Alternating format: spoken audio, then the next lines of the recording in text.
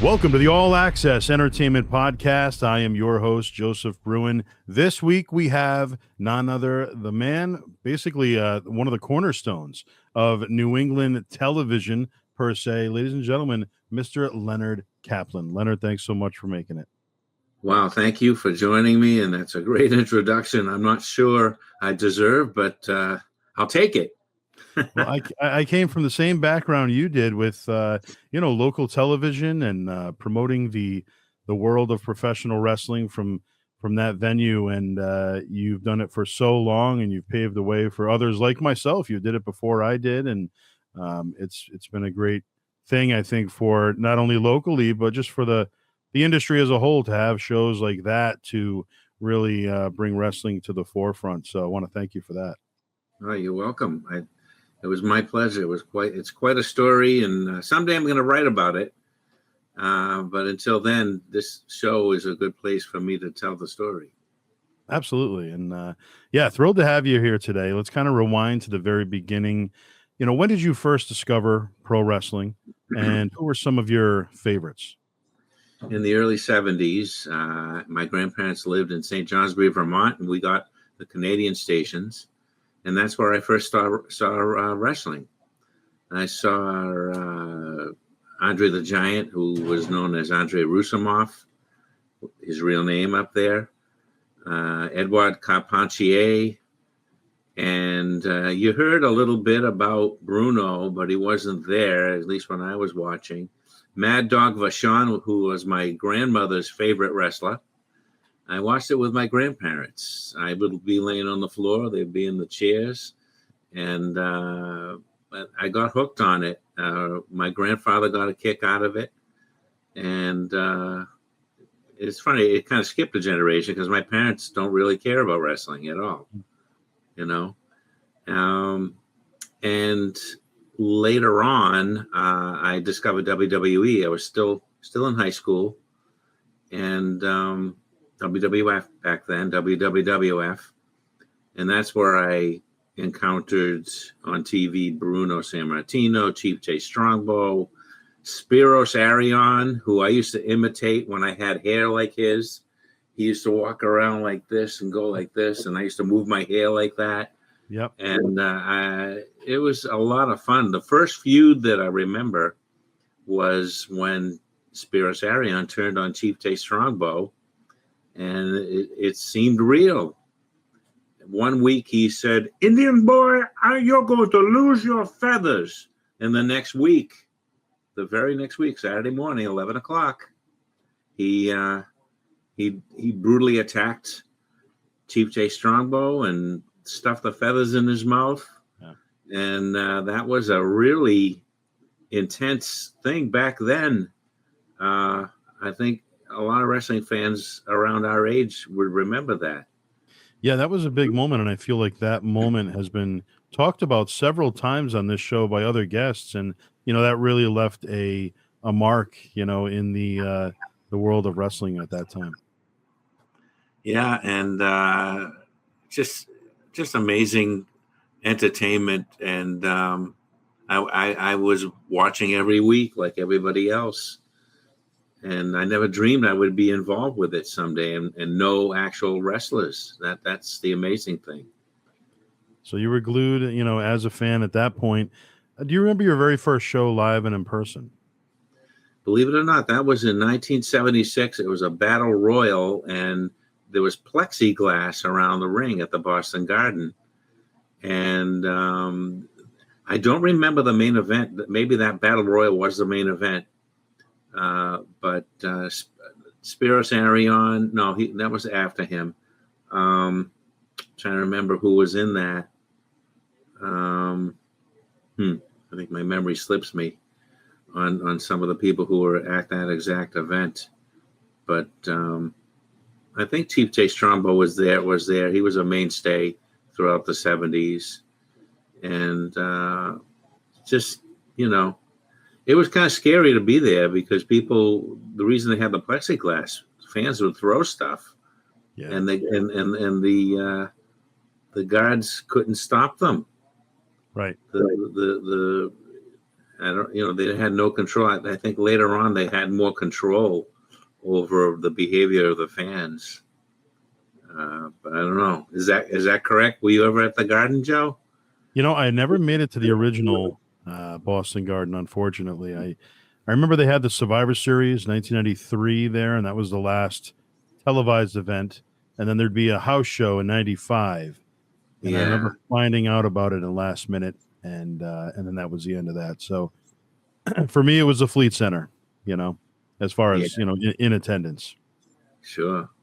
And for the fans that don't know about it and haven't experienced it, do you have any personal memories of the Boston Garden itself, the actual building being there? And well, it was sort of I won't say disrepair, but it was just very homey, and the chairs were made out of wood.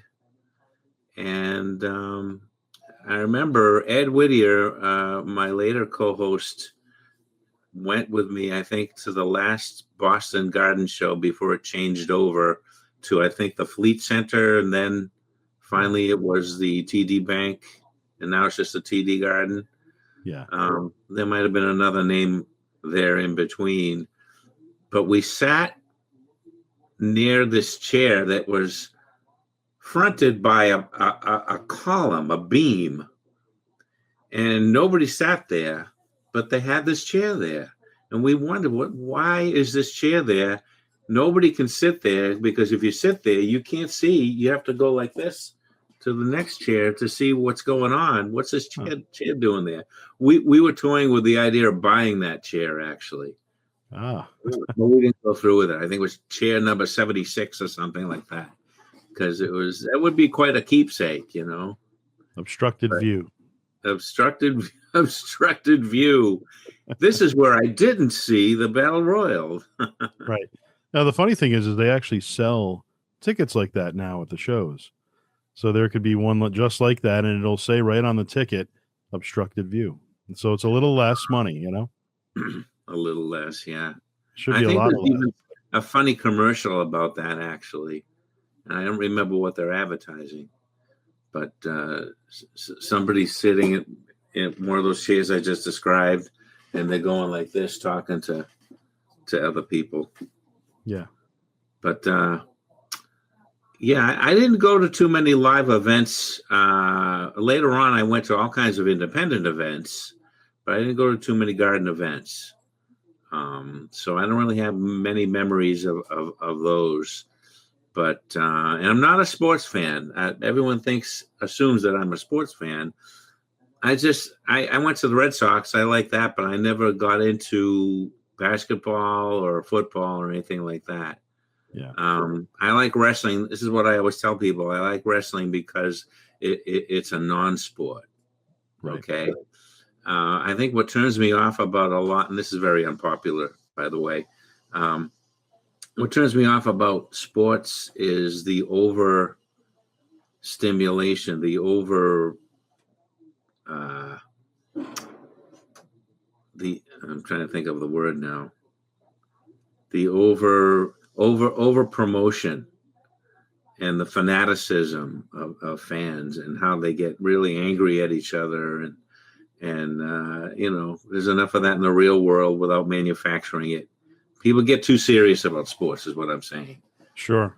And that's what I don't like about it. And to me, wrestling has always been kind of like a takeoff on professional sports, because you're simulating a contest, but it's not a real contest. I mean, as real as the pain is that they go through, and the training and the athleticism it is not really happening.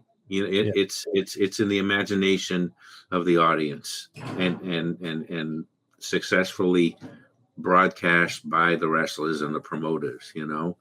So it's funny to I don't know. It's just a dig against sports. That's why I became a fan, I guess. Yeah. You And what's your know, take on the, basically the digital age that we are now in with social media and, you know, growing up as a kid for you, obviously, and even for me, wrestling magazines were a big thing. So you'd be able to go to the newsstand and just kind of, hold it in your hand and look at all the different territories and, yeah. learn about things that you didn't know about. And we don't have that anymore. And the fans growing up now don't have that.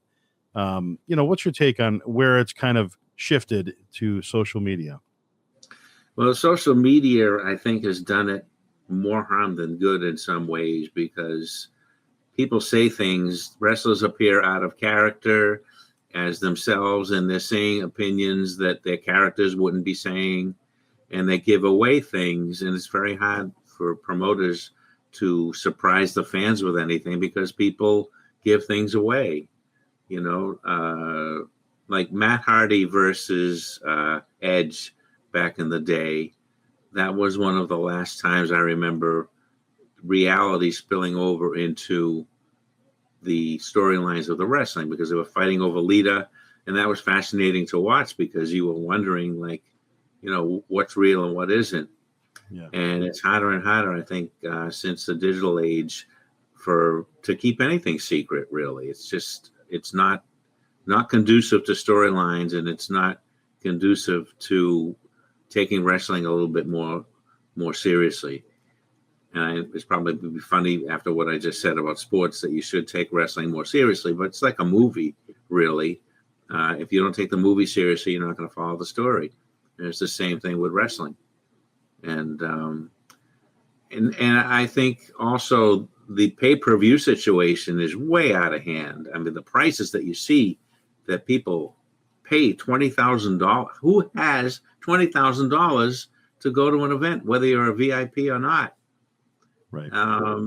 It's pricing everybody out. I mean, again, paralleling professional sports is like that as well. Yeah. All of these venues, all of these entertainment things were purposely cheap in the early 20th century because the average person could then afford to go. That's what it was for. That was the purpose of their existence. And it's way, way past that. Yeah. It's out of line. I was just looking at a ticket stub from it's probably the mid 90s, and it was a pay-per-view here in New England, and tickets were $6, $13, and Yeah. 27 for front Yeah. row at a pay-per-view. Oh yeah. Well, that's the thing, and the number, they don't call them. What do they call them now? They don't call them pay-per-views anymore. They call them. They're PLEs now. What is it? PLE. PLEs. Yeah. Anyway, these events, it used to be SummerSlam, Survivor Series, WrestleMania, Royal Rumble, the Big Four, right? Yeah. And that's what you'd look forward to. The whole thing was, it was an event. It was something that you would anticipate. There's no room for anticipation now. And there's too many pay-per-views. There's too many, what did you call them again? PLEs, yeah. Yep, there's too many PLEs. It's old hat, and considering that, after what I just said about the pricing, I mean, especially that, like, if it's happening 2 or 3 times a month, that they're having these special events, that how are they special anymore? Just, right. I don't know. I sound very curmudgeonly, I guess. I do agree with that. I mean, back when there was just the Big Four, you'd have, 3 months or more to promote that next event, and they really put so much into it. By the time it came around, you were so excited to see the pay-per-view. Exactly. Where now there's one every month, sometimes more than one. Yeah. And, how can you properly promote and, get that anticipation built up? You can't. Yeah, no. I'm glad there's competition now. When we sort of phased out the show, not even consciously, back in 2018, there was only WWE. AEW didn't come out yet. But they have the other one. They have TNA. TNA still around, but it wasn't really a competitor the way AEW is, I think, to WWE today. And we didn't want to just bash the product, WWE back then was kind of hurting, I think, creatively, and with the exception of NXT, that was always good. But they needed AEW, I think, to spice them up a little bit. Yeah, competition is always a good thing for any business. It just keeps them on their toes. It keeps the prices down. Although it didn't really keep the prices down in WWE, now did it? Yeah, not this time around. But no. So you're a wrestling fan into the late 70s. So at that point, when did you decide that you wanted to start your show and really get on the air and do this type of thing yourself? Well, it was an accident, really. My friend Paul Fay, who was a volunteer at Warner Cable, and I was the public access coordinator from Swampscott, and I worked in Lynn and Salem. That was my coverage area. I did a little bit of everything. I did news. I was behind the camera. I was in front of the camera. I had a talk show on Swampscott. And Paul was my intern, and we covered town meeting together. And from the get-go, we just made each other laugh. We were talking about the Three Stooges throughout the whole thing. And we didn't get around to wrestling, actually, until a couple of times later when he would work with me. I would always call Paul to do camera for me and things like that. And I helped him with a few. He was an independent filmmaker. I helped him with a few films. I remember bringing a wheelchair to Salem Willows so that we could do a tracking shot. I would get in the wheelchair and Paul would push me, and I would get these smooth tracking shots. And sooner or later, after I knew him a couple of years, 1987, this happened. We started to talk about wrestling, and he said, "Hey, did you know I'm a wrestling photographer?" I said, "When did this happen?" He said, "Oh, I've been doing it for a while." First, he was a wrestler. I found out about this actually probably months ago, that he was an actual wrestler. Wow. Working for the IWF, the International Wrestling Federation, which was Walter Kowalski's promotion in school. He worked for Walter as a wrestler and more frequently as a manager. He called himself Memphis Slim. And the joke was, Paul is not slim. So, and he was a heel manager and wrestler. So, I would call him Memphis Slime just to, stir things up a little bit. Yeah. But he said, "I can get Kowalski to come over to your studio." This is to the small studio I had in Swampscott High. It was a real TV studio, and we had the big 3/4-inch tapes. And I said, "Okay, we have nothing to put him on. We'll just interview him." We wound up interviewing him for 90 minutes straight. And then after it was over, I said, "Well, what are we going to do with this?" And that's ultimately, I edited it into the first 5 shows. I said, "Okay, Paul, you're going to be the third guest." And then we had Paul Richard, the referee. We would do these little half-hour bits out of that whole thing. So Walter would be on for 15 minutes. The second half would be me interviewing Paul about his managing.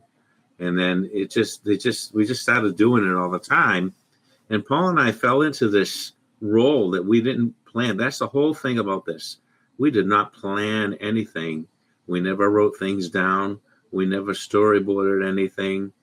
We were kind of a natural comedy team, actually. And I just said actually twice. There was something about Paul that he was a little bit outrageous. He would wear crazy clothes on purpose for the show. One time he came through with an arrow through his head. Not a real arrow, but one of those props. Yeah. And that would give us something to talk about in between the interviews that we would show. And it was fun. That was more fun, actually, than actually talking about wrestling. And that's what people knew us for, the way our personalities interacted with each other. And as our guests got bigger, then our audience got really a lot bigger. Somehow I got the phone number for Bruno Sammartino and Carmine DeSpirito from Wrestling Eye magazine, and Captain Lou Albano. That was our first outside the state guest. We had Captain Lou Albano and Burt Randolph Sugar, and we would do the show live sometimes. We did a show every week at one point, and for that show we were on live with an in-studio audience, Captain Lou and Burt Sugar, and the live show didn't start until 7:30. So we had limos. Paul used to pay for all this stuff. He would use his own money, because I didn't have any money. Working for Warner Cable, I made like 15 cents an hour or something. I don't know what the hell it was.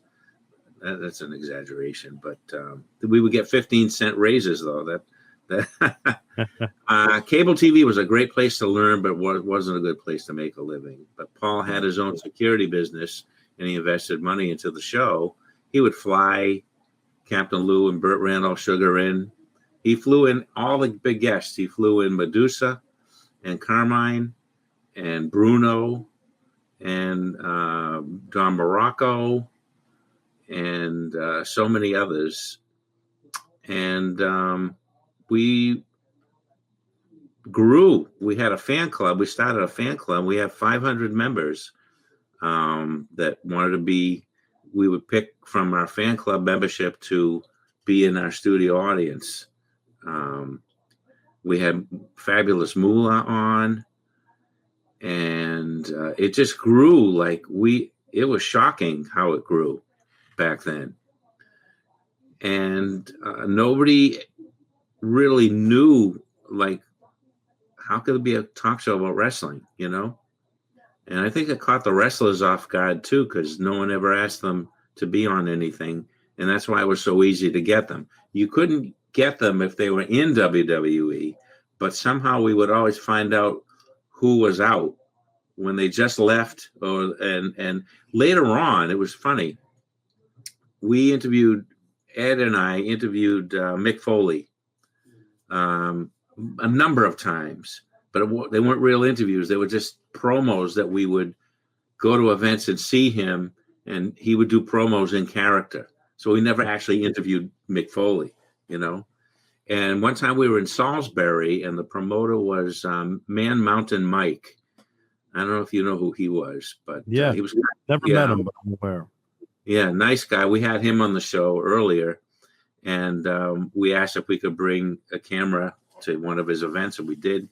We did that a lot with different promoters, and we got Mick Foley that time. And the week after we interviewed him, he was on WWE TV. I'm not saying that we were responsible, but it was a coincidence that happened a lot with different wrestlers. We would interview them one week, and then we would see them the next week on WWE or WWF or whenever the time period was. And just kind of a weird thing. And we would kind of, later on, we had Ed Whittier and Jim Quinlan, who was one of the ECW local producers here with Paul Richard. And Jim and Ed and I, the three of us would do interviews sometimes at these events. And I'm skipping around now, I think, but I lost what was the question again? Well, you were talking about, how you first got into doing the talk.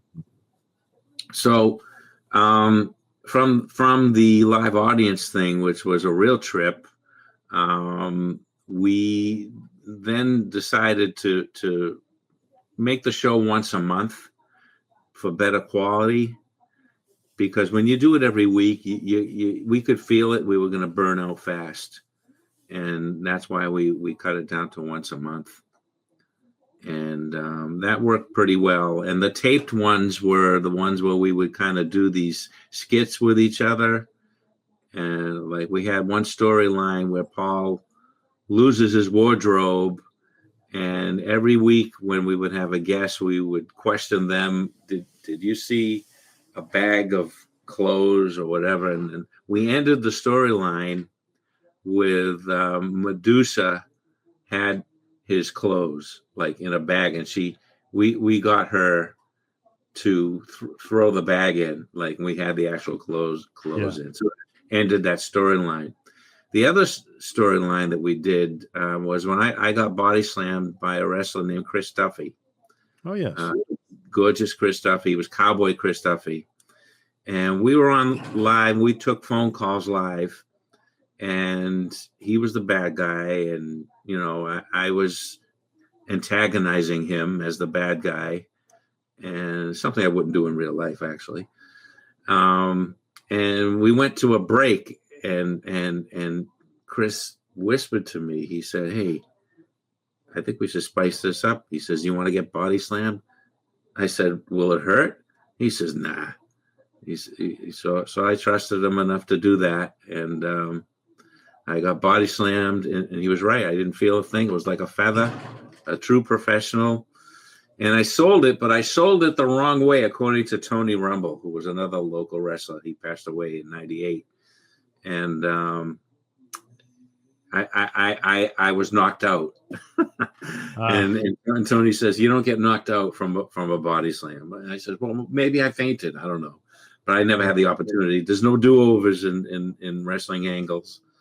But the fans loved that, and it's a story. It's a story to tell, But the Paul Fay years were really unique. We got a lot of our big guests. That's when I met Medusa, who's a personal friend of mine ever since. And you never can predict if you have a guest when you do things like this. Who's going to become your friend? Who will you never see again? And I'm sure you experienced that a lot. Absolutely. And it's, you telling this story, it's kind of a similar story for me. And it kind of started the same way. I was doing, a show for Cox Cable, and it was local access, eventually turned into the Interconnect channels, which would be a statewide thing, and into Massachusetts. And, it was just a great opportunity to get your foot in the business and interview people like yourself. And, always enjoyed doing that. And eventually I would edit my own show, and I would bring the camera equipment to local shows like you did, and set up and film the matches and do interviews backstage, and have the in-studio guests as well. So I always love doing that. I've always had a passion for interviewing in general. So it's just been a great experience to, have those opportunities. Now, early on, as you said, the wrestlers weren't used to it because there wasn't a lot of that. Were you the first show of its kind in New England, or did you know of somebody before you? I made that claim to some online guy, and he confirmed that we were the first.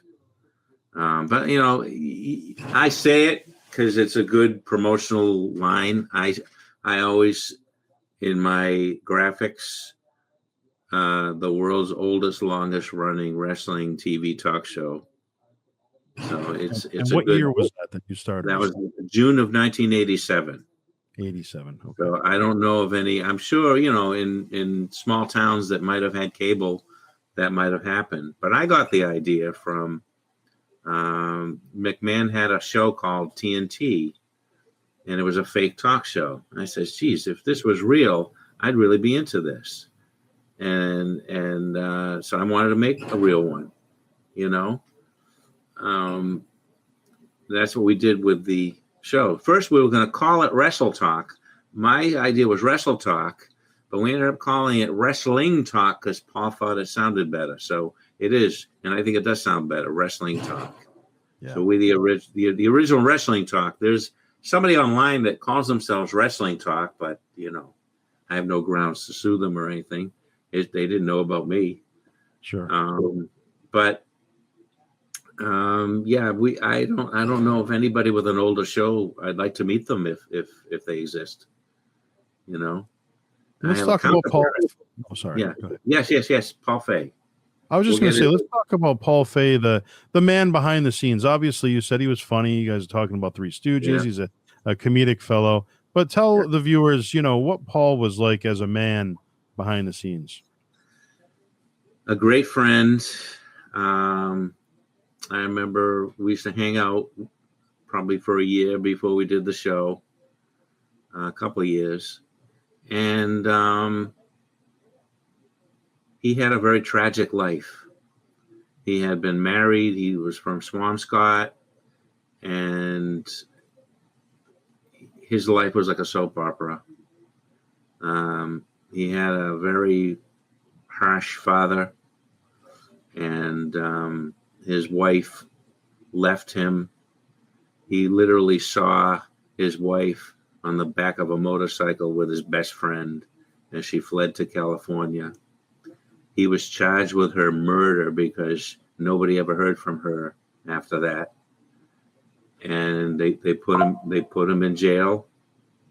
And then luckily somebody did find her and they let him out. He had a lot of horrible feelings about that.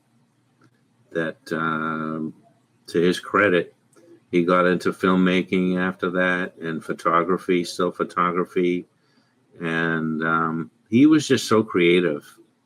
And there's just sad stuff. And you would never know it by running into him because he was always, I've seen him. I had seen him very depressed before. And he loved the show so much that after my body slam with Chris Duffy, we made a storyline that I was quitting the show. And when I would announce it at the end, this is one of my last shows, or whatever. And then off camera, Paul would say to me, "You're not really quit." He was like definitely afraid that I was going to quit.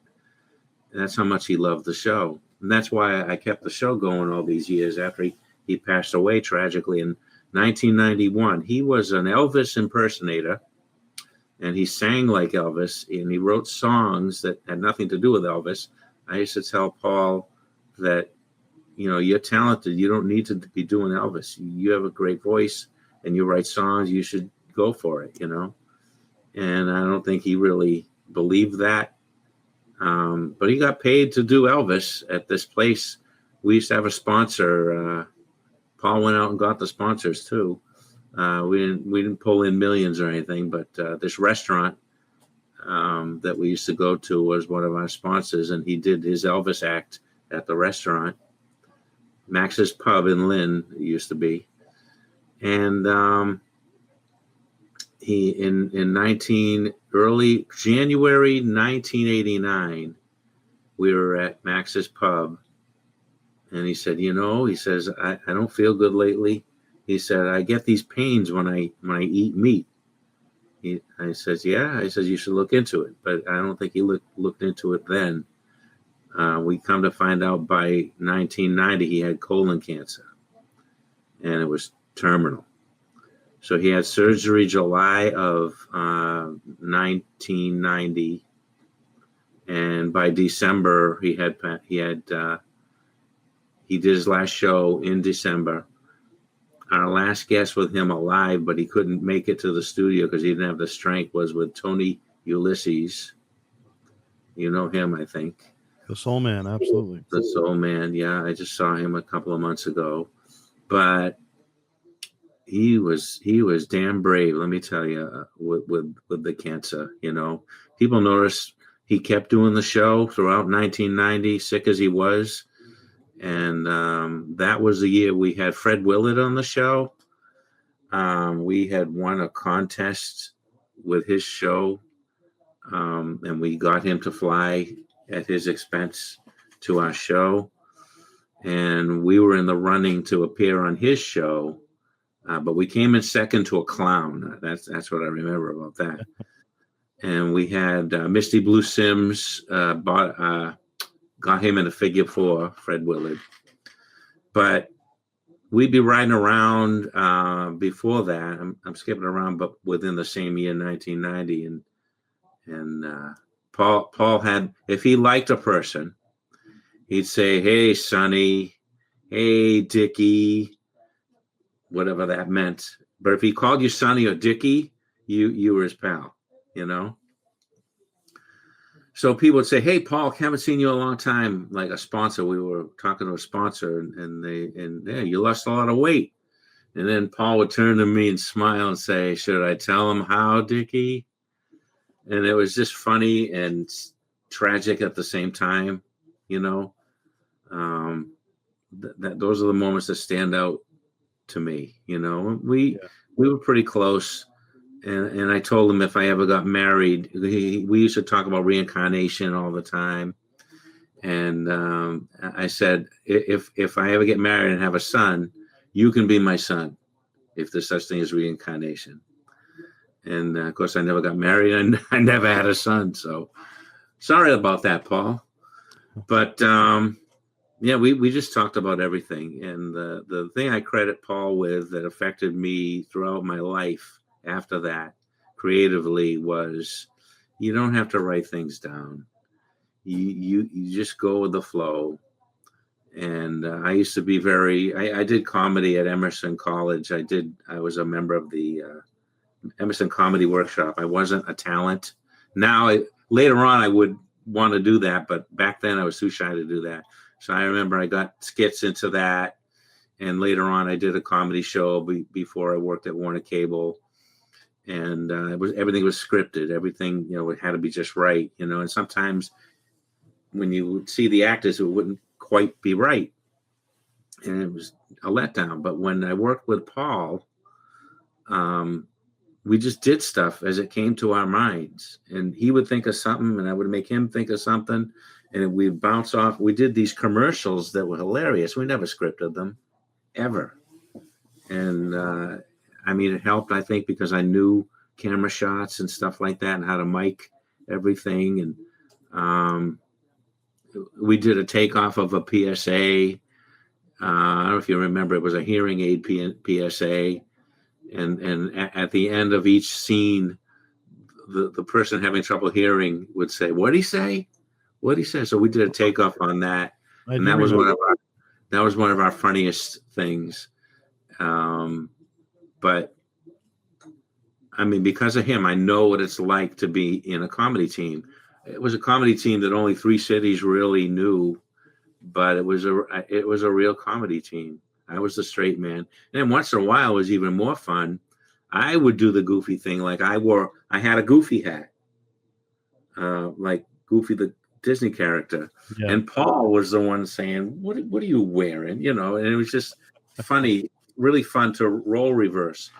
Yeah. For the show, we would do these openings to interviews, and we have a pond in Lynn where we used to do the show. And there were geese all around. So we said, let's do an opening and a segue and a closing there.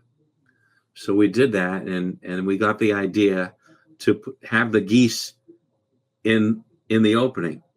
So in the opening, when we open the show, a couple of geese go by, and I go, "Oh, wow, let's feed the geese." And then Paul's warning me, "Don't feed the geese. You know what's going to happen. We're going to be flooded with them." So this is what we wanted for the skit. So we did the opening after that warning, and then we fed them, and there was more geese. And then Paul's reacting. There weren't really that many geese, but he was so funny the way he was reacting. He goes, "Oh, there's feathers everywhere," you know. And then for the closing, we wanted it covered with geese. But we didn't quite make it, but we still got the idea across, and that was just one of the more fun openings that we did. And we were both fans of the show. You probably don't know this show, Combat. It was a World War II show starring Vic Morrow, the father of Jennifer Jason Leigh, if you remember that actor. Great actor who died tragically in the Twilight Zone movie, decapitated by a helicopter. So I had this footage of Combat. I did all this illegally, but Warner Cable protected me.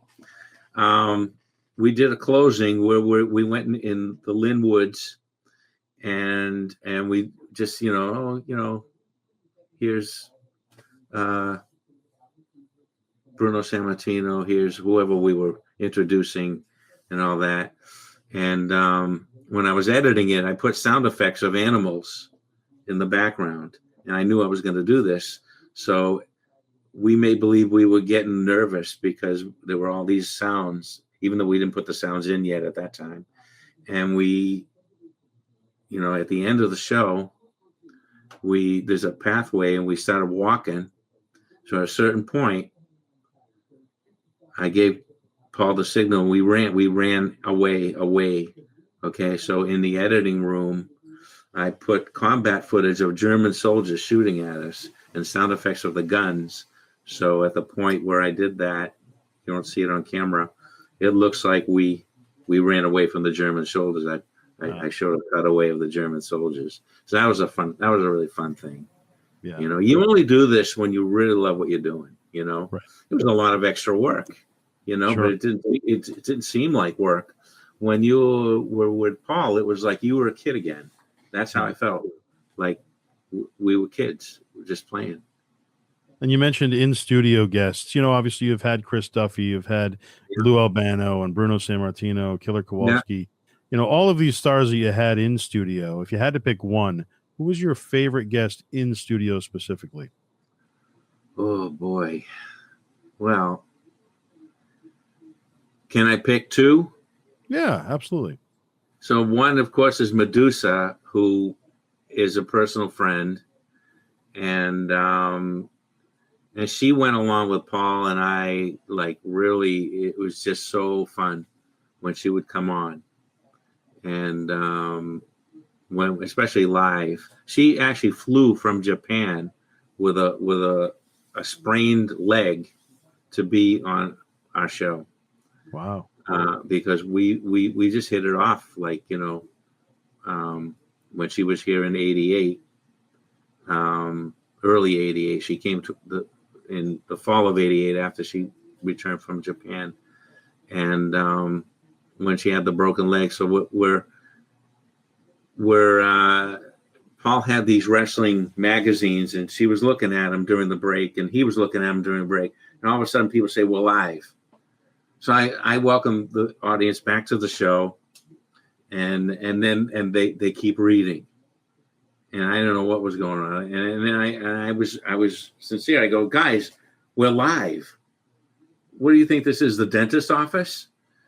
And then they're laughing, she's laughing, and they still kept reading. Then we started getting calls coming in. They still had the magazines up, and I answered the phone, "Wrestling Talk, you're live at the dentist office," and then we kind of settled into really doing the interview and stuff like that. It's just you can't script these things, Right. It has to be the right people with you improvising, and it's just fun, And if our dream was to make it big, and we were both Beatles fans too, Paul and I, Three Stooges and Beatles, and where are we going to the top? They used to say that. And we wanted to make it on national TV. And we were growing. We had 26, thanks to Paul, we had 26 cable systems in Massachusetts. We were on the last year. This is the sad part. We were on WLYN radio for the last year. We had a contract with them. And when Paul got sick, he was too sick to even do the radio. So I had to do it by myself. And the other favorite guest, of course, was Bruno Sammartino. And that was a real event because when we flew him in, we took him to the Hilltop Steakhouse, which was always my favorite restaurant. You probably never went there. No, I missed it, unfortunately. They closed in 2013. But Paul always had a limo for the guests. So we pick up Bruno at the airport. He gets in the limo with us, and everything's fine until the chauffeur started to take a shortcut when we told him we wanted to go to the Hilltop. So Bruno got nervous. He's like, "Where are we going?" And he knew Boston like the back of his hand, but he's going down these side streets. I think at the time, he thought we were trying to kidnap him. So I was worried, well, he'd kill us to get out. You know what I mean? Yeah. And so somehow I said, no, I said, don't worry, it's just a shortcut, and whatever, it calmed them down. So we got to the hilltop, and when we got in there, when we got out of the limo, everybody's watching us, and we're walking with Bruno, and we built up a crowd before we even sat down with Bruno. And once we finally sat down, somebody sent over a drink, and Bruno said, well, I want to see who sent the drink before I accept it. I want to know who I'm dealing with here. And the person just was too shy or whatever, so he turned the drink away because the guy never showed up. But we were there with him for hours. I wish I had that on audio tape at least. I mean, I couldn't tell you what we talked about now, but could have had brunch for Bruno, kind of like breakfast with Lassie. yeah, it was. And when he came to the studio, it was let's see, I can't remember. Yeah, that was the live audience, of course. So people were asking questions, and we brought up the storyline. Paul says, well, Len's leaving the show. We briefed Bruno on this storyline. So Bruno talks me out of leaving the show. So that was the end of that storyline, Yeah. So it was really, I mean, with all his WWF stuff and the accolades that he had gotten throughout the years, the willingness to do that on a little cable show was like amazing, And I don't think I'd have the guts to ask anybody to do that now of that stature, Right. And that's why he was just such a great sport. And he always asked about Paul. When Paul passed away, I saw him, I think, a couple of times after that. He'd always ask how Paul was, and I had to tell him, and he felt really bad. I went to a signing of Bruno and Killer Kowalski were at the Everett Sports Club, or they're going to kill me for not remembering the name. It's owned by, Phil Castanetti? Yeah, Sports World? Sports World, yes. So we were when Sports World was still in Everett. I went there to see them. I got a nice still of me and Walter and Bruno. And he felt terrible that Paul passed away. And yeah. But the last time I saw Bruno, unfortunately, I think he had maybe a year left. He didn't remember who Paul was. He didn't remember being on the show.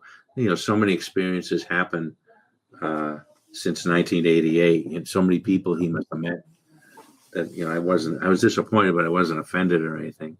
It was a signing that he did with Mick Foley. It was Mick Foley and Bruno, And that was like, we never interviewed Mick Foley at that venue.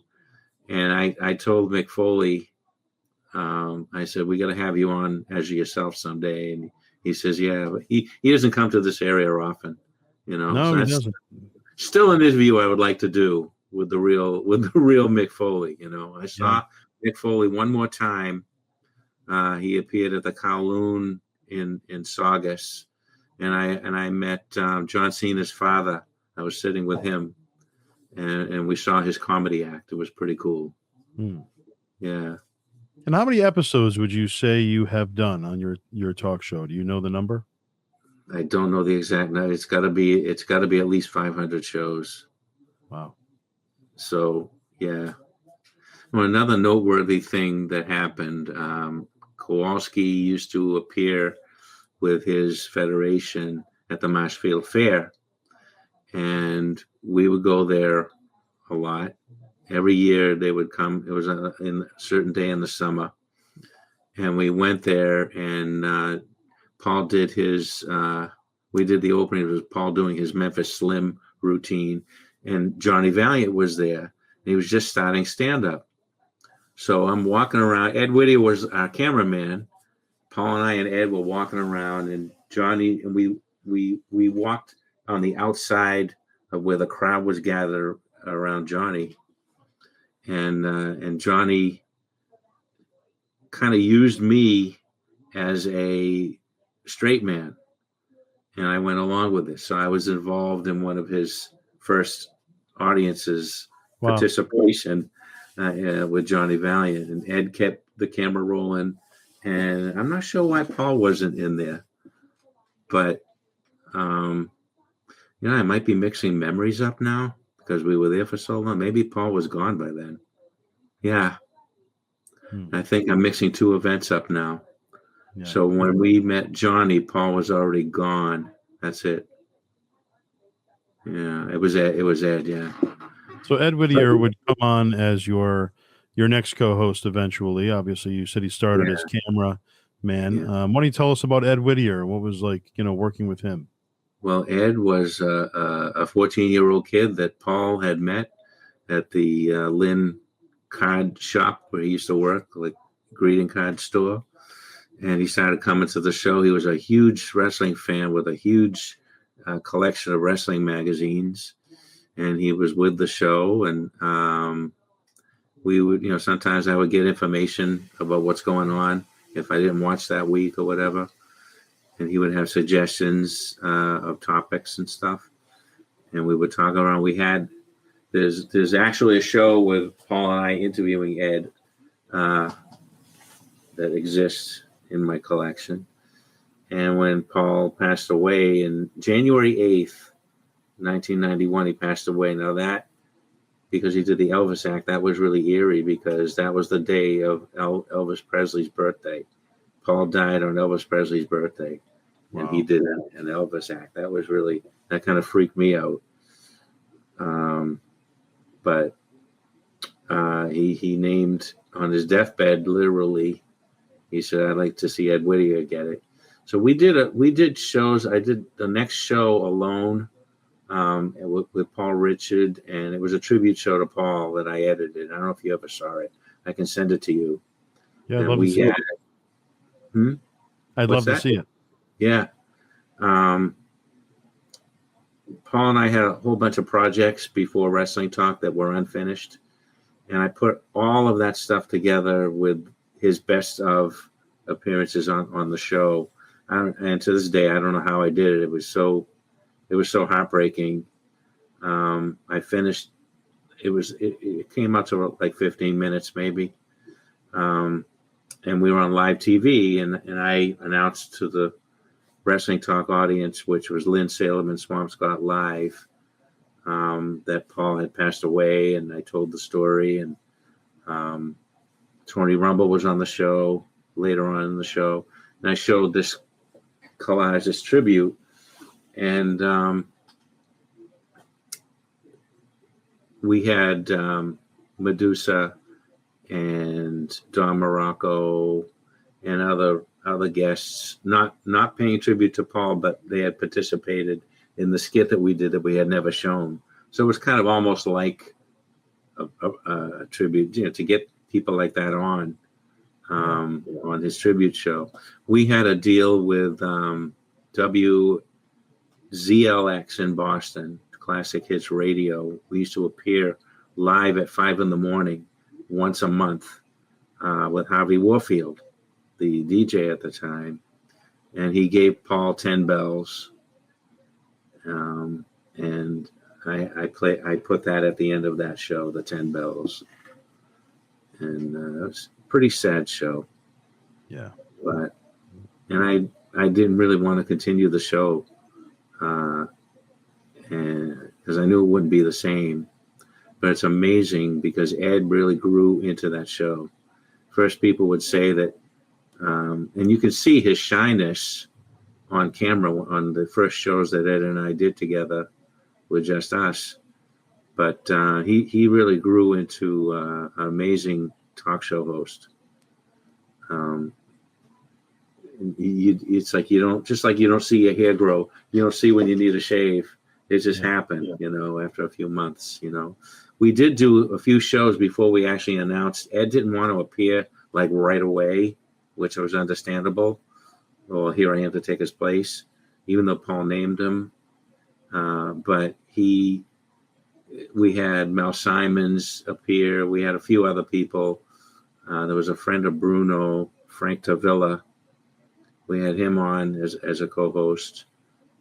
And it just, we knew we weren't going to really use them.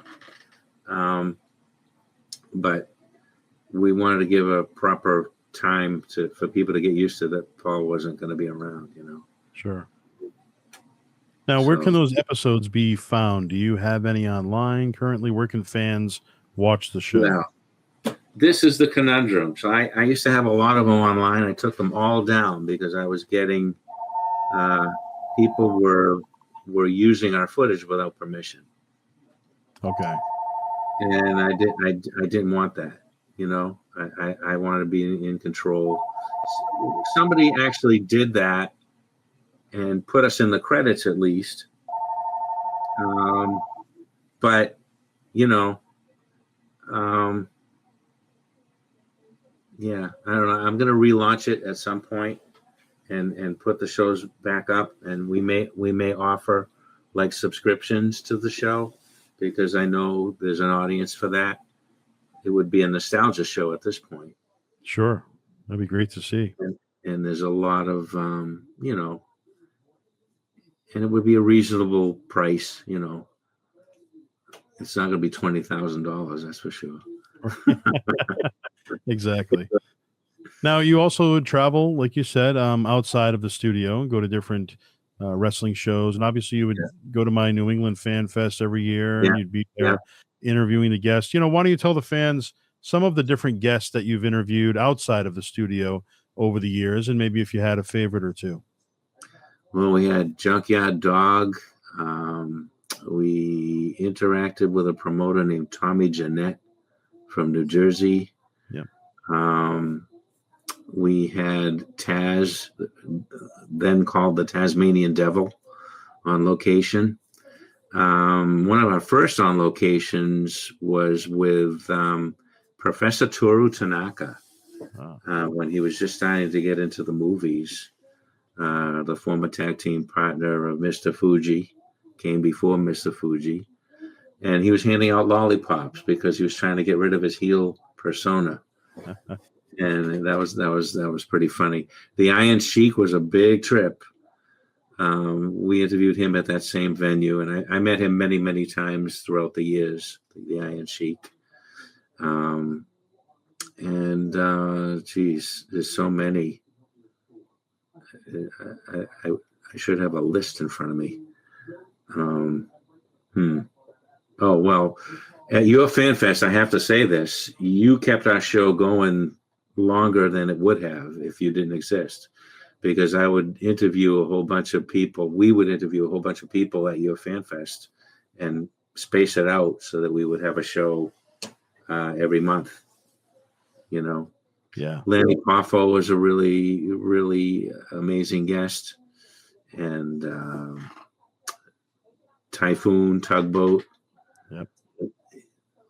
Very friendly guys. And Mario Mancini was amazing. What's that? I was going to say, I think you had Harley Race. Harley Race, yes. Well, it's funny because I had met Harley Race previous to that.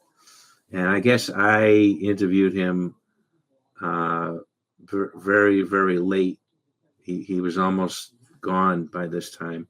When I interviewed him, when I showed it to Medusa, and she said, "What happened to him?" Because he wasn't how she remembered him. He was much slower, and I'm not sure what his ailments were, but he didn't live too long after that. Yeah. Mario Mancini you mentioned.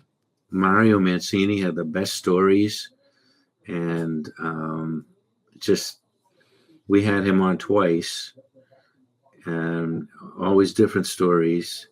Just a fountain of information in wrestling history wrapped into one person.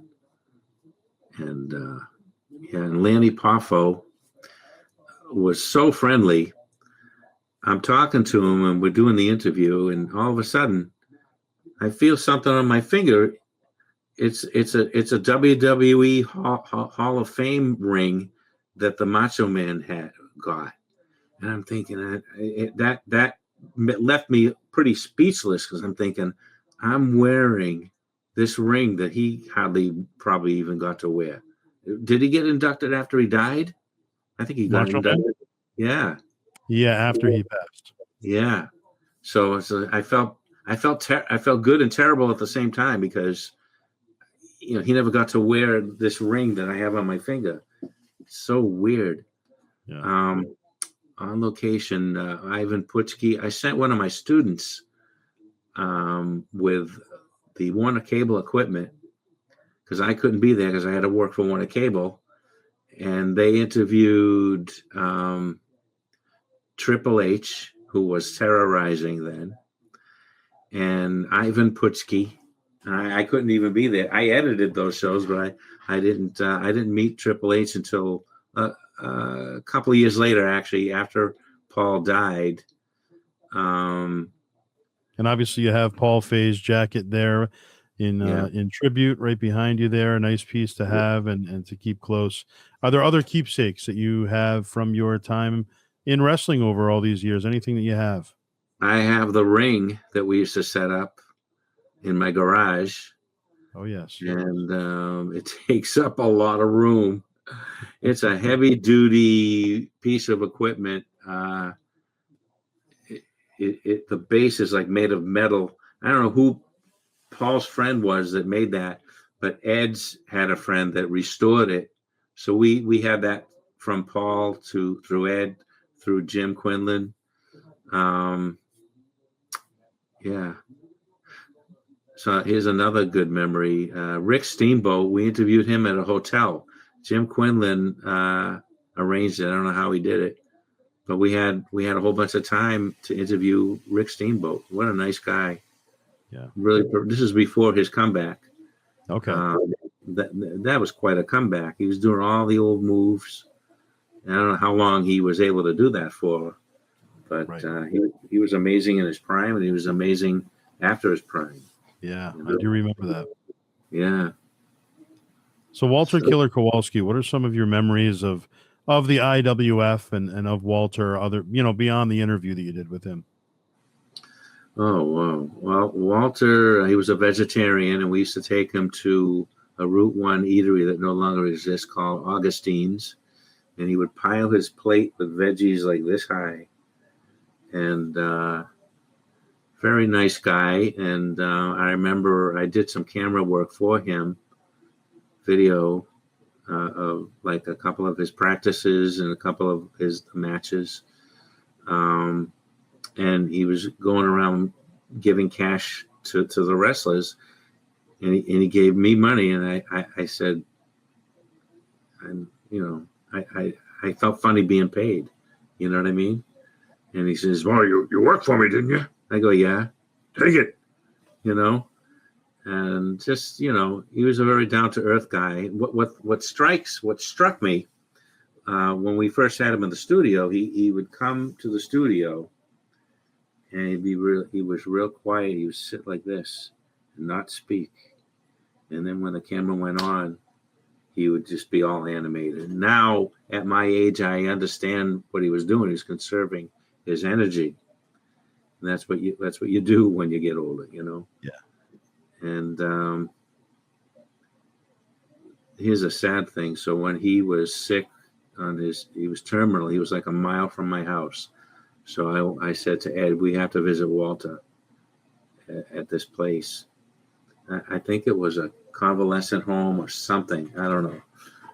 But I edited this thing I had for him. So Ed and I couldn't get our schedules together, and I didn't want to leave Ed out of it. But by the time he had passed away before we got a chance to give it to him. He never saw the tape. But I met his brother at the wake, and I gave the tape to his brother. His brother Stanley lives in Canada. Yeah. So that would have been nice to be able to say goodbye, Sure. But Well, I don't know. I don't know what his ailment was, but you don't know. he was older than we thought he was, right? I have no idea what his age was.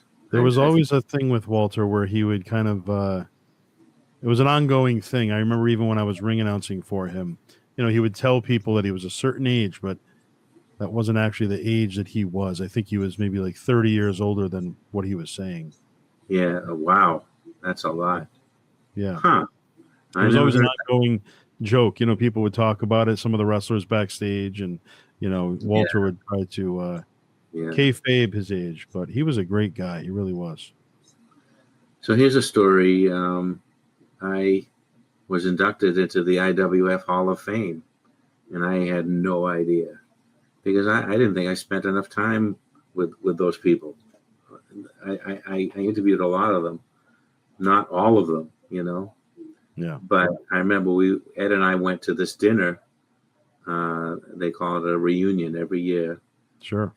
And I'm sitting there, and now our first Hall of Fame person, and I'm listening to the description. And I'm thinking, Jesus, this sounds like me, because I knew there were other people like Tom Burke was there. He was actually inducted with me.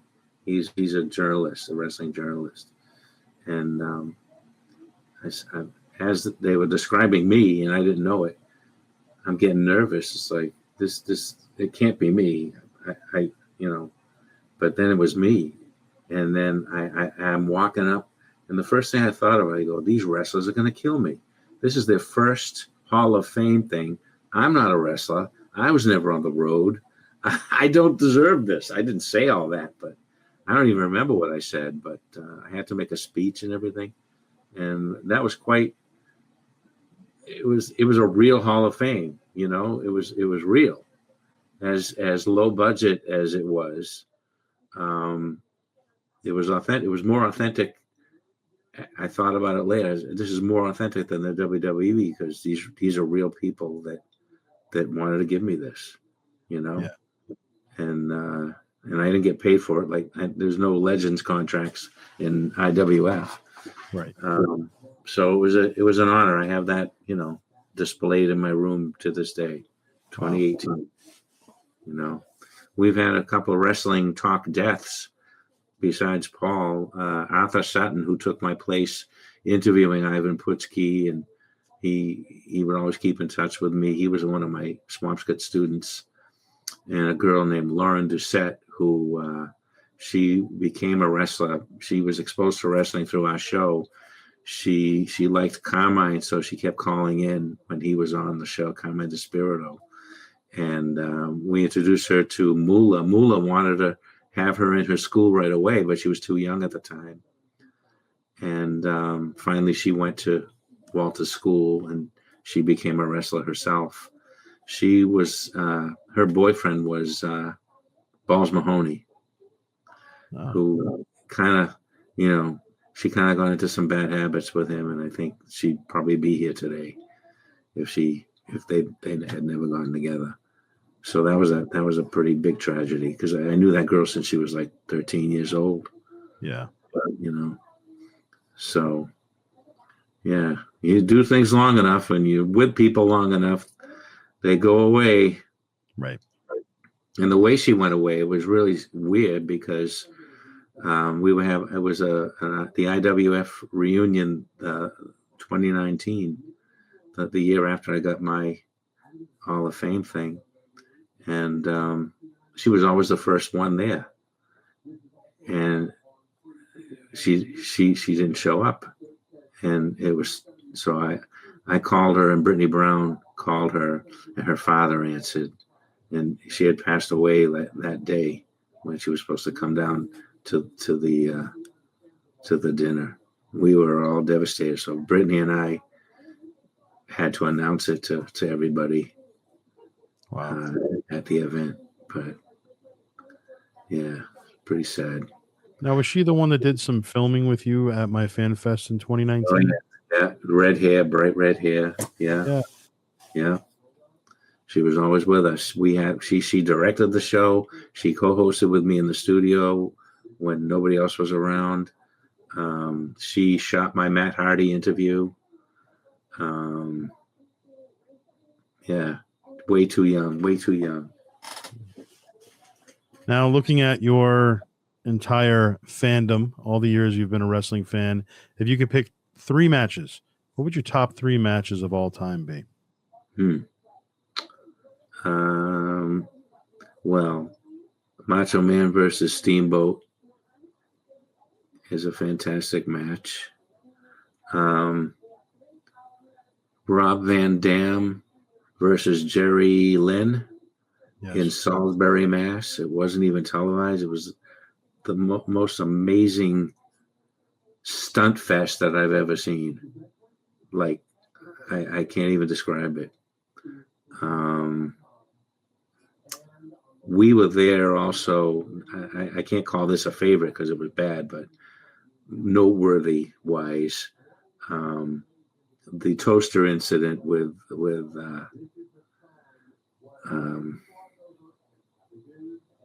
New Jack. A 17-year-old kid was wrestling New Jack, and he attacked him with the toaster. Right. And that was anyway. So wait, I named 2 matches, I think, right? I named Steamboat versus Macho Man. RVD. Jerry Lynn, RVD. And I'm trying to think of another one. Probably actually Mick Foley against Ric Flair. It was a televised match. And again, it was one of those reality things mixed with the storyline. Because at the time, Ric Flair had really badmouthed Mick Foley in his biography. That's right. And it was an ingenious way to settle it because the fans knew that background, and everyone was wondering, is this real? And it looked pretty real, you know. It was exciting. Very few matches would give, especially me or you, I think, that excitement, like, wow, what's going to happen? Like when you were a kid, you know what I mean? Right. And that was one of them. Yeah. Mick Foley. Now looking back at your entire run here, and you're still going today, if you could pick one moment, what's your number one moment, your number one experience within the wrestling industry, whether it be involving your show or even outside of your show, just wrestling as a whole? Oof. You mean like being at matches or not necessarily, just within the industry, anything involving wrestling business? Huh. Wow. I have to go back to the dinner with Bruno, you know, because that, for people of my generation, that is like an amazing. Who gets to do that? Right. Who gets to take Bruno to the hilltop? You know, my favorite restaurant, my favorite wrestler. You know, it doesn't get better than that. You know, limousine service. Yeah, it was amazing. Yeah. I mean, there's a lot of noteworthy moments, like when John Cena Sr., he brought the actual WWE belts to the studio, $10,000 belts. He had them like in his trunk. And I had the spinning wheel one, and I kept doing this. That's great. I posted that on Facebook before. Pieces of history right there. Lots of, I mean, FanFest, I keep saying it. It kept the show alive, and my run-in with George the Animal Steel. He choked me out, and it's funny because I really did want an interview with him, and he goes, "Oh, I got something better than that." And this kind of took me back to the Paul Fay days because as the camera was rolling, they had me sign a release like that I wouldn't sue. You know, and I'm thinking, why am I really signing this? you know, Right. So like I didn't get past the second question, and he choked me out. I really wanted, because he was a teacher like I was. I wanted his experiences as a teacher, being George the Animal Steele. Did anybody recognize him? But I, never saw him again after that. He was right though. I think we got like 40,000 views out of that. Wow. Wow. Let's tell the people about, obviously you've been widely known as the talk show host, but at the end of the day, behind the scenes and, in your everyday life, you've done all kinds of things, from being a teacher, a writer, a video producer, a songwriter. Why don't you tell us about your background a little bit? Well, I went to Northeastern University and Emerson College for my master's degree. I majored in journalism at Northeastern, but I was way too shy to work interviewing people back then. When I graduated, I said, what the hell am I going to do? I interned at KISS 108 by day. By night, I interviewed at the local cable station in Revere. Then it was KBLE TV. Corny call letters right there. Yeah. And I was looking for a job in TV because I liked TV better than radio. And I was interviewed at Swampscott High School. When Warner Cable interviewed me, they said, come to Swampscott High School. I'm thinking, why am I going to Swampscott High School?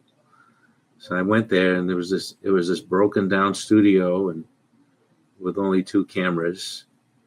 And it was an after school club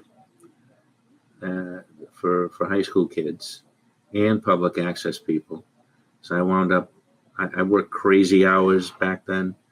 And I by night, I would teach the older people, some as old as 62, which I thought that was pretty old back then, but I don't think so now. And the best part of the job was working with the kids. So from there, I said, geez, I was laid off in 94 after 9.5 years there. And I decided, they gave me severance pay, and I decided to use that money to go back to school and get certified.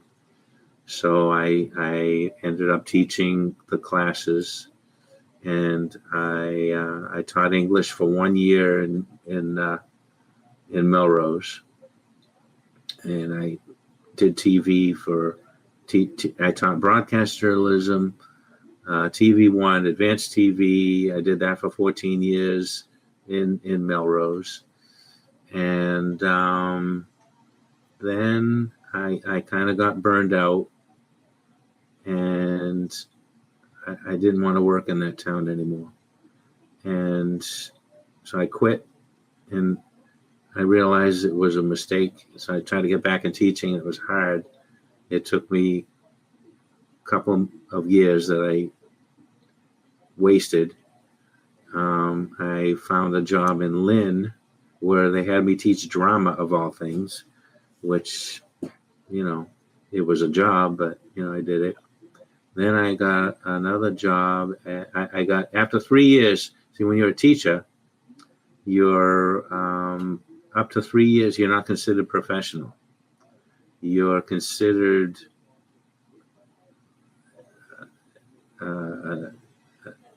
your initial license. That's your initial license. Okay. Then if you pass 3 years, then a school can't fire you unless you do something criminal. Okay. So I didn't get past the 3rd year in Lynn, and I didn't get past the 3rd year in Medford, where I was the media technology guy. And I taught still photography. They like to hire from within, I guess, in those places to keep people. And I wound up, my last place that I taught was Marblehead, where I taught English. And then I was a tutor. And then I got burned out, and I decided to retire. So throughout all those years, I'm a dreamer. So I like to write. I've never been published. I've been writing a science fiction novel since 2012, which I'm hopefully about to finish book 1 finally. And I write songs, and I wrote comedy. I think I told you at the Emerson Comedy Workshop. Yep. But in another life, I probably would have tried to go to California.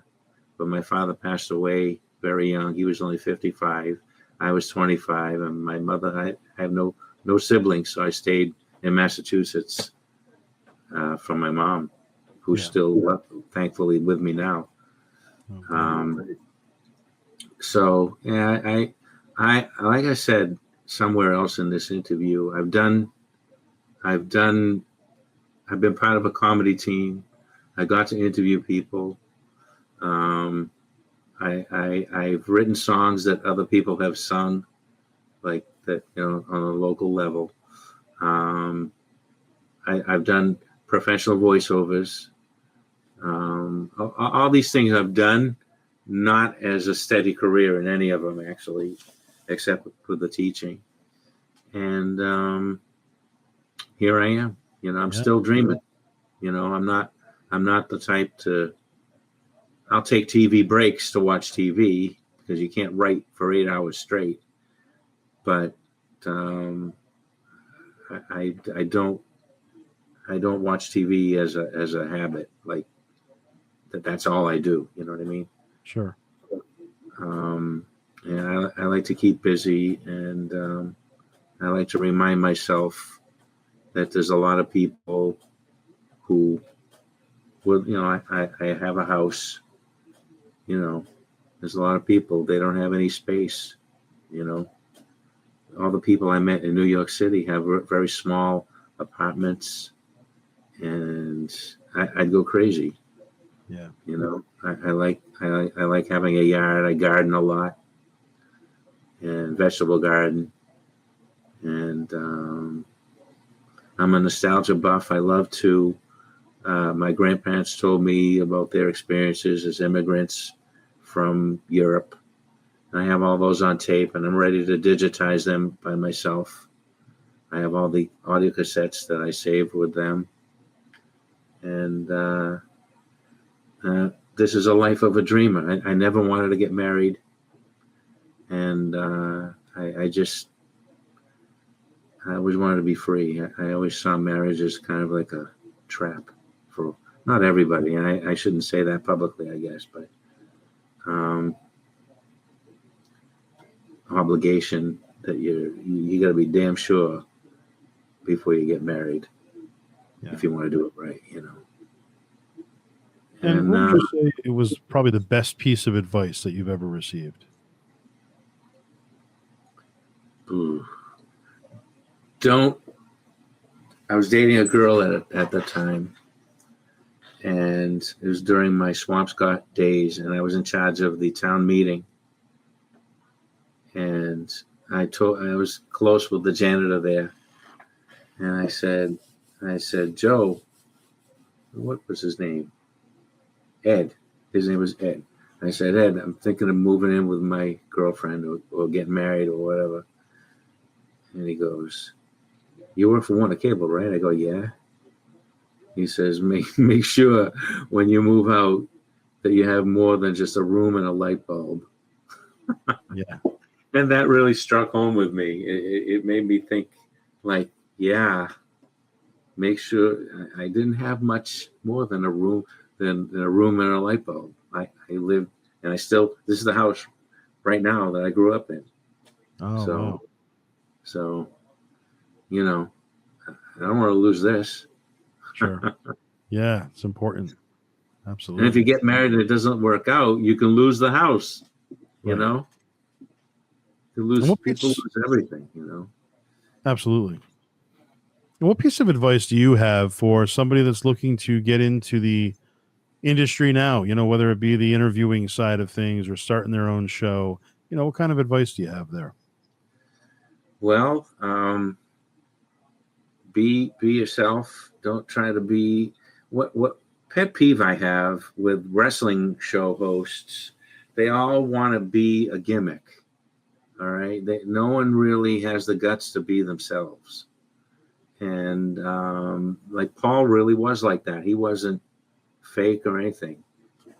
It was an exaggerated version of ourselves that interacted with each other. But When you're interviewing people, you got to give the interviewee room, like you've been giving me generously here, and don't interrupt them. That's number one for interviewing. Career-wise, you got to develop your confidence. Confidence is the most important thing, no matter what you are doing. If you don't have the confidence, your best foot forward is not going to be your best. You got to get over that first. And I wish I knew that years ago, because I probably would have taken more risks myself. Yeah. Maybe I would have gone to California. Maybe I would have. There's still that problem. I couldn't leave my mother after my father died. You know what I mean? But if I have regrets, it's the confidence thing. When you have confidence, or you work on building it before you do what you think you want to do. Yeah. And in some cases, that could be while you're doing it, you'll develop your confidence. And I know that because I used to just do characters and stuff like that. If I was in front of the camera, I could only be a character. I couldn't be myself. I couldn't do what we're doing right now. But confidence is such a key element in anything that you want to do, because you're your own handicap if you don't have it. So I guess that's my number one thing.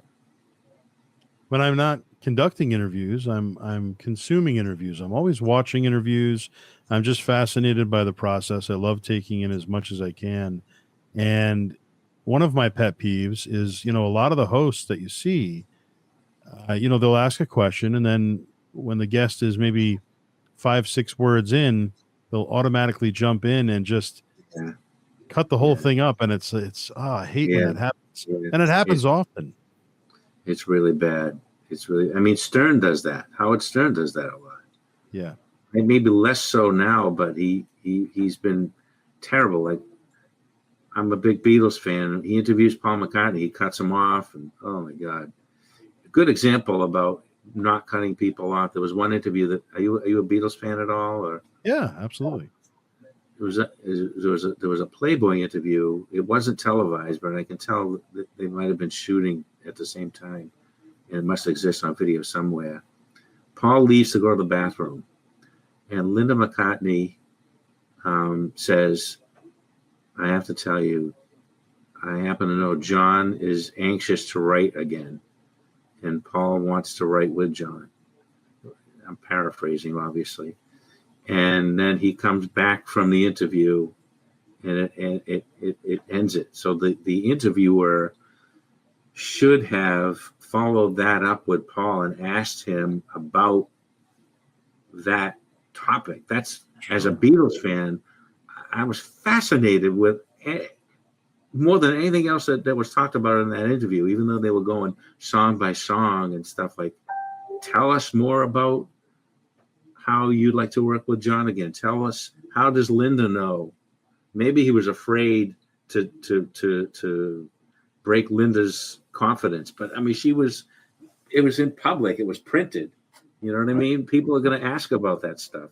So as an interviewer, I always say to people, listen to what they say. This goes back to the scripted versus non-scripted thing. Somebody says something that's better than your question, go with that.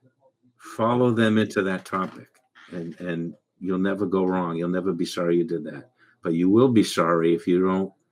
I've been sorry. Like, I should have broke in here. I should have went with what that wasn't. I listening at that moment. That's another thing. It's hard to be. Maybe I'm ADD. I don't know. Sometimes I feel like I'll watch something and go, geez, I don't remember that part. Maybe I was zoning out because the guest talked too long or something like that. Have I been talking too long? Not at all. No. But it happens, you know what I mean? And nobody can have riveted attention like constantly, you know? Yeah. You got to work to stay conscious, you know? And don't miss those gifts. They're like gifts. They veer into something that wasn't planned to talk about. Ask them about it. Right. Linda put the big story right in his lap. Yeah. Oh yeah. And I emailed Mark Lewison, who is the current foremost expert on the Beatles. When he worked on the anthology books, Yes. the Beatles anthology, and he actually answered me. And I asked him if he remembered that. He remembered that. He Wow. remembered, but he couldn't tell me much more. But he Sure. did remember that, and I was shocked that he answered me. I still have the email. Wow, that's great. Busy guy. I do another show called The Beatlemaniacs. I haven't done it in about a year. Me and a few other people that are real diehard Beatle fans, including Ed Whittier's son, Ryan. Oh yes, great guy. Yeah. And Smart kid. he is. Yeah. He And a big graduated. wrestling fan. Oh, huge. Just like his dad was. Yep. Yeah, I've gotten to know Ryan over the past couple years. And Mhm. yeah, just a great guy. We have lots of great wrestling-related conversations, and he's always been very, very professional. Just a very nice kid. The process of interviewing is not only fascinating for the result that you get on camera, but it leads to conversations that you might not have with the person in person. You know what I mean? Plus knowing that you're going to edit this and knowing that you might use it or you might not, it's more polite. Like we don't cut each other off like we might in person. Like, you know what I mean? Sure. So now, anyway. looking back at your life as a whole, all of the things that you've accomplished, everything that you've done, what would you say fast forward many years from now, you're looking back at everything, what would you want your legacy to be? How do you want to be remembered? Well, I hope I have a legacy. I think you do. I'd like to be remembered as a good teacher, and I've been very lucky, and I've had some fantastic students who think I am, and if they think I am, that's good enough for me. People say that I have inspired them, which is awesome. That's why I like telling them. A lot of my students know that I'm writing a book, and I like people to see that I'm not just going into a rocking chair. You know what I mean? When my career was over, just try stuff. Try stuff. If you like it, do it. And I'm getting a new piano actually, and I want to get back into playing piano. And I've forgotten probably almost everything I knew, but I'm going to do it because it's going to make my songwriting a lot better. And I want to go on one of those sites that you can actually produce a song online and get actual people playing the instruments. And you can tell them what to play. Oh, okay. Yeah, it's not. It costs money, obviously, to do that, but that to me, if it's toward creativity, I don't mind spending the money. Yeah. And in closing, what is next? What's next for Leonard Caplan? Well, I want to get my book published. I want to get Wrestling Talk relaunched and live the dream that Paul and I started. And, make Wrestling Talk into something that's remembered. Yeah. Well, Leonard, thank you so much for taking the time today and being here. It's been a pleasure talking with you. Pleasure talking to you too. Thanks, Joe. I appreciate it. Maybe you'll come on Wrestling Talk someday. Would love it. Absolutely. I do special ones. Sheldon Goldberg is going to come back on after he convalesces from his heart bypass surgery. Yes. And Evan Ginsberg's book, I'm behind on reading that. I have it. And one more thing. Evan and Sheldon and I and Julian Rich, who I don't know if you know, we're co-producing a documentary. Oh, okay. We got to wait for Sheldon to really get it started because we don't want to leave him out because we planned it with him, but we were going to shoot last summer, but we have to, have everybody on board. So And what's the nobody. context of that documentary? Can we Well, I'm say? going to leave that up to Evan, because Evan is. I look to him as more of the producer. I'm the editor, and I'm a co-producer. But Evan's the kind of spearheading this project. Sure. So you can ask Evan about that. I don't want to give anything away. Yeah, no, we look forward to seeing what's next for you personally, and we look forward to that documentary. So, for Leonard Caplan, I'm Joseph Bruen, and this has been the All Access Entertainment Podcast. Thank you for being here. Don't forget to like, subscribe, and leave your comments. We'd love to hear from you, the fans, what you thought of this episode and what you'd like to see in the future. Thank you so much, and we'll see you all next time. And stay in the ring.